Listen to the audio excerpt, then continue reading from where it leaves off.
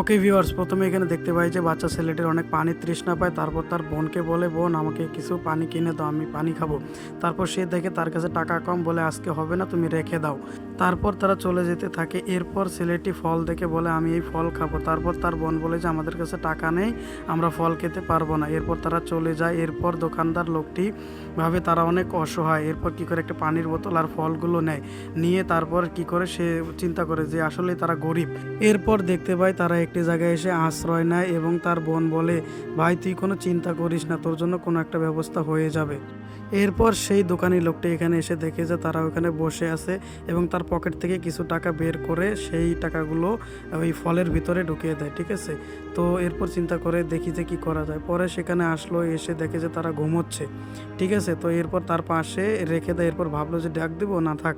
এরপর লোকটি একটু মনে মনে ভাবলো যে যাক, ফলগুলো দিয়ে আমি অনেক শান্তি পেলাম। এরপর দেখতে পাই একটু পরে মেয়েটির ঘুম ভেঙে যায়। এরপর তার ভাইকে ডাক দেয়, বলে চলো আমরা ওই দিকে যাই। এরপর কি করে ছেলেটি যেতে এইদিকে দেখে যায় একটা ব্যাগ। তো ব্যাগটা দেখে বললো, আপু দেখো তো ব্যাগের ভিতর কি আছে।